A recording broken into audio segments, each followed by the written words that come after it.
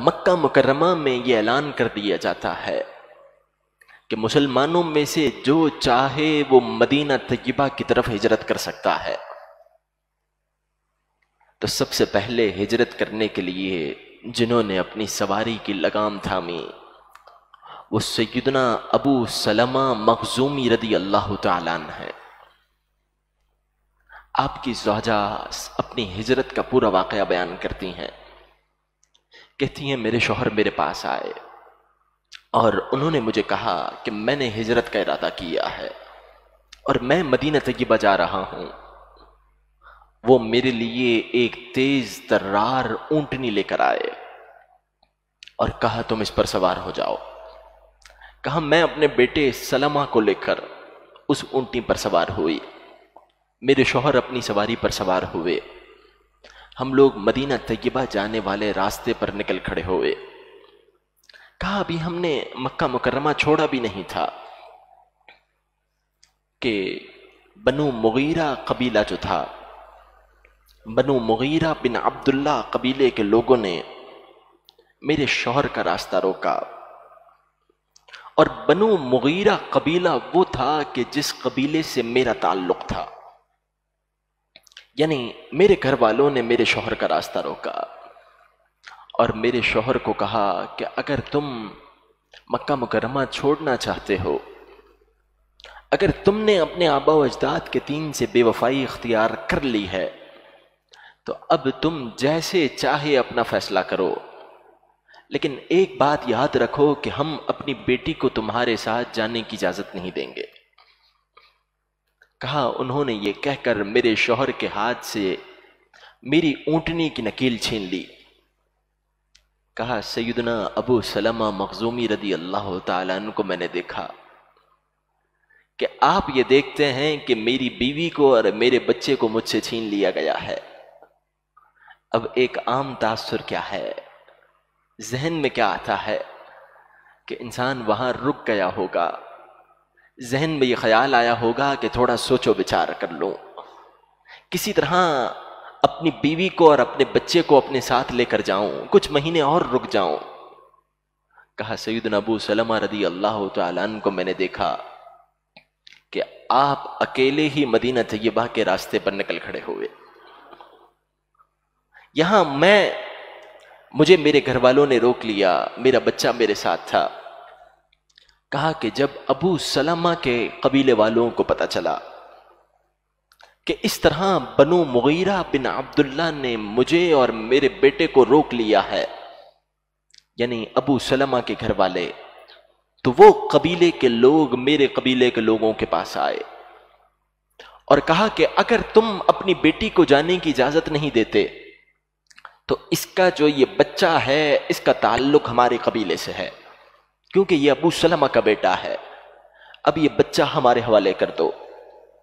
کہا اس طرح ابو سلمہ مخزومی کے قبیلے والوں نے مجھ سے میرا بچہ چھین لیا۔ کہا کہ اب بنو تنعیم کے مقام پر میرا یہ معمول بن گیا کہ میں روزانہ صبح اٹھ کر وہاں جاتی تھی، جو راستہ مدینہ طیبہ کی طرف جا رہا ہے اس راستے پر بیٹھ کر صبح سے لے کر شام تک میں آنسو بہاتی رہتی کہ میرا شوہر مجھ سے علیحدہ ہو گیا، میرے بچے کو مجھ سے چھین لیا گیا۔ کہا کہ میں نے کئی دن اسی طرح روتے ہوئے گزارے۔ ایسے میں میرے قبیلے میں میرا ایک رشتہ دار، میرا چچا زاد بھائی، ایک دن اس نے مجھے یہ دیکھا کہ میں اس طرح بنو تنعیم کے مقام پر بیٹھ کر رو رہی ہوں، تو اس نے مجھ سے کہا کہ تیرے رونے کی وجہ کیا ہے؟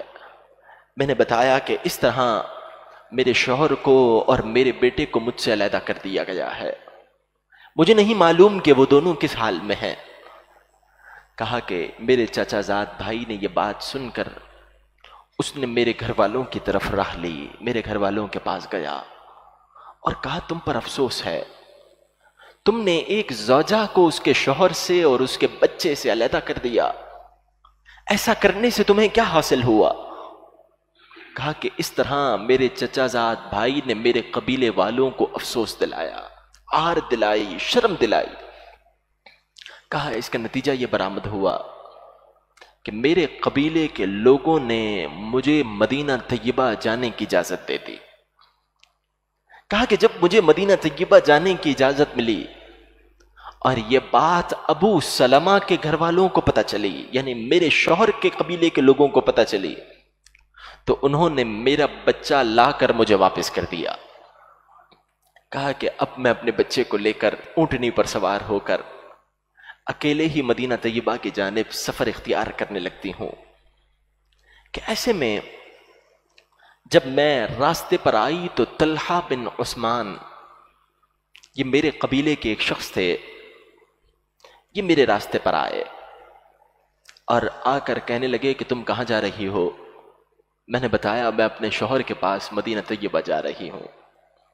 محترم پیارے بھائیوں، غور تو کیجئے، اللہ تبارک و تعالی نے جنہیں ایمان کی نعمت عطا کی ہے، چاہے وہ مرد ہوں یا عورت، رب العالمین نے ایمان پر ثابت قدمی کے لیے ان کے دلوں کو مضبوط کتنا بنایا ہے. ابو سلمہ، آپ اپنا مدینہ طیبہ کا سفر ملتوی نہیں کرتے.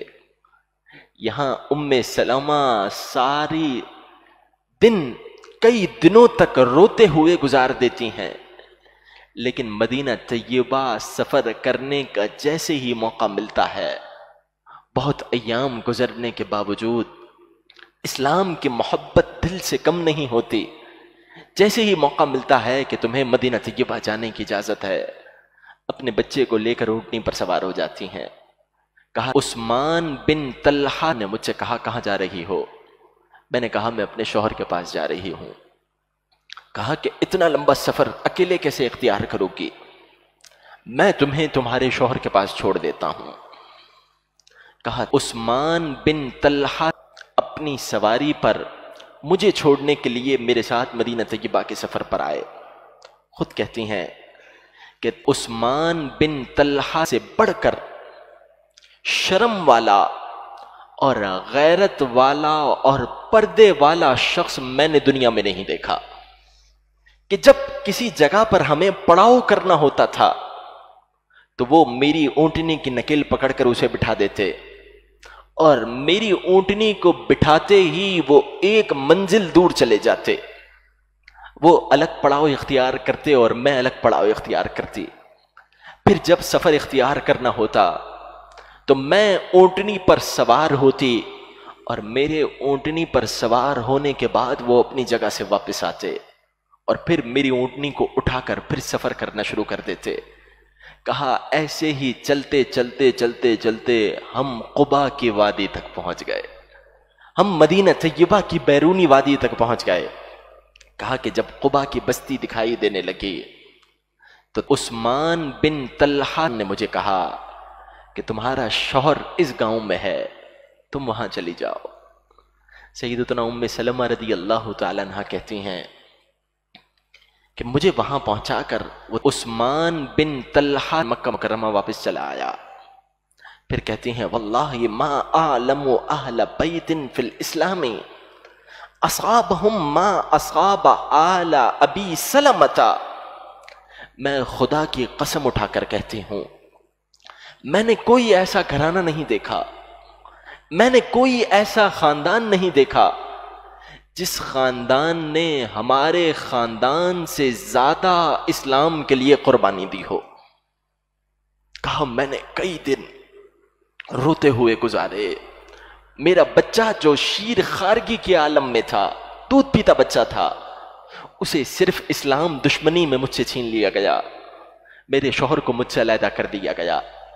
ساتھ میں کہتی ہیں وما رأیت صاحبا قط، اور میں قسم اٹھا کر کہتی ہوں کہ میں نے کوئی ایسا ہم سفر نہیں دیکھا کان اکرم من عثمان بن طلحہ، کہ جو عثمان بن طلحہ سے زیادہ شریف ہو. عثمان بن طلحہ سے زیادہ کوئی شریف النفس آدمی میں نے نہیں دیکھا، اور میں نے کوئی ایسا گھرانہ نہیں دیکھا کہ جس نے ہمارے گھرانے سے زیادہ اسلام کے لیے تکالیف برداشت کی ہوں.